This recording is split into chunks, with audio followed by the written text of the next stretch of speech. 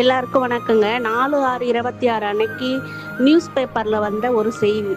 அதுல மதுபாலன் என்பவர் நாமக்கல் மாவட்ட கலெக்டராக பொறுப்பேற்றுக்கிட்டாரு அப்படின்னு சொல்லிட்டு ஒரு நியூஸ் வந்துச்சு.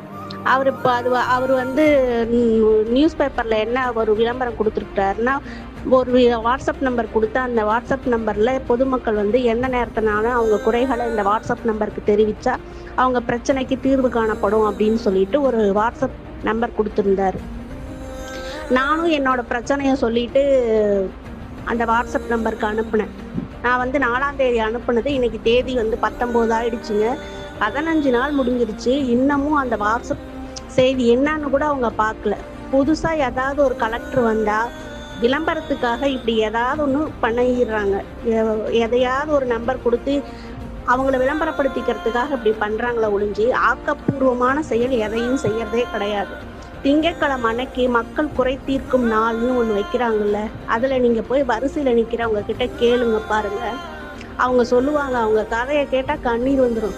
4 வருஷமாக நடக்கிறேங்க, 5 வருஷமாக நடக்கிறேங்க, அந்த சர்வேயர் தப்பாக அளந்துட்டு போயிட்டாருங்க, பக்கத்து காட்டுக்காரங்க எங்கள் நிலத்தை ஆக்கிரமிச்சுக்கிட்டாங்க, பிஓ வந்து இதை சரி பண்ண மாட்டேங்கிறாரு, தாசில்தார் வந்து பார்க்க மாட்டேங்கிறாரு இடத்த, ஒரு ஆர்டிஓ வந்து விசாரணை பண்ண மாட்டேங்கிறாங்க, எனக்கு இந்த சர்டிஃபிகேட்டு கிடைக்கல, இந்த ரேஷன் கார்டு கிடைக்கல, இத்தனை வருஷமா நான் அலையிறேன் அப்படின்னு சொல்லிட்டு பொதுமக்கள் ஒவ்வொருத்தரும் அவங்க கதையை சொல்றத கேட்டா ரொம்ப கண்ணில் தண்ணி வர மாதிரி இருக்கு. ஒரு பிரச்சனைக்கு 3 வருஷமா 4 வருஷமா வந்து அலையிறாங்கன்னா அதுக்கு யார் காரணம்?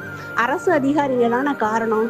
ஏன் அரசு அதிகாரிங்க அவங்க பணியை கரெக்டாக செய்ய மாட்டேங்கிறாங்க? அவங்களோட அலட்சியம் தான் இதுக்கெல்லாம் காரணம். ஏழைகளோட கஷ்டத்துக்கு முழுசான காரணம் யாருன்னு கேட்டால் அரசு அதிகாரிங்க மட்டும்தான். இந்த நாமக்கல் மாவட்ட கலெக்டர் இப்போ வந்திருக்கிறாருல்ல மதுபாலன், அந்த சாருக்கு நான் சொல்லிக்கிறேன், ஒரு மனு கொடுத்தா 30 நாளுக்குள்ளார நடவடிக்கை எடுக்கணும் அப்படின்ட்டு தமிழக அரசு நிறைய ஜியோ பாஸ் பண்ணியிருக்கு. ஆனால் எந்த அதிகாரியும் 30 நாளுக்குள்ளார அந்த மனுவுக்கு நடவடிக்கை எடுக்கிறதே கிடையாது.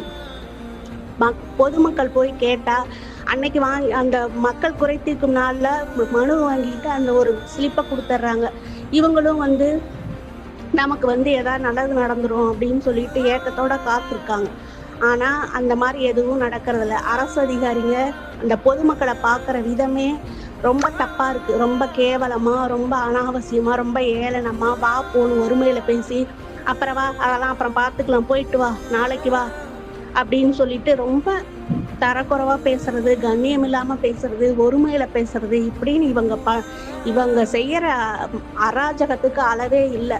மக்கள் வரி பணத்தில் சம்பளம் வாங்குற அரசு ஊழியர்கள் மக்களுக்கு பணி செய்யறதை தவிர இவங்களுக்கு வேற என்ன வேலை இருக்கு?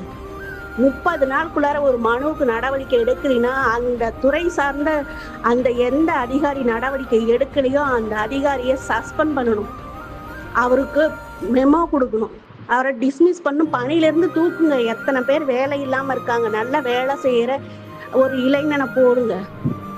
இந்த மாதிரி ஆளுங்கெல்லாம் சீட்டை தேய்ச்சிட்டு உட்கார்ந்துட்டே போயிடுறாங்க. வருஷ கணக்க பொதுமக்களோட குறைகள் தீரவே மாட்டேங்குது.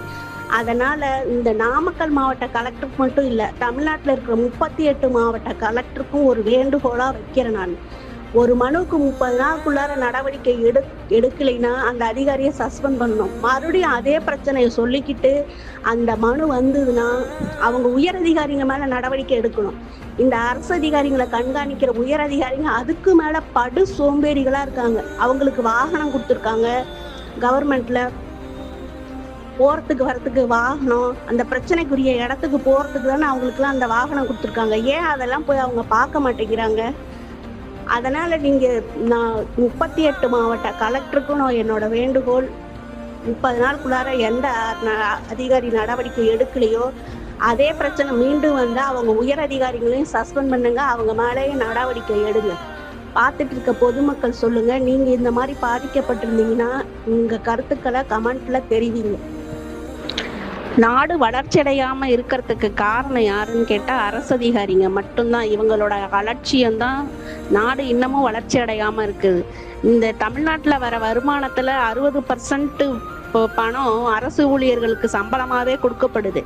அவ்வளவு பணத்தை இவங்க வாங்கிக்கிட்டு மக்களுக்கு எந்த நன்மையும் செய்யறது இல்ல. இவங்க அலட்சியத்தால பொதுமக்கள் எவ்வளவு பாதிக்கப்படுறாங்கன்றத அரசு கவனத்துல எடுத்துக்கணும். இது முதலமைச்சர் சாரும் பார்க்கணும்.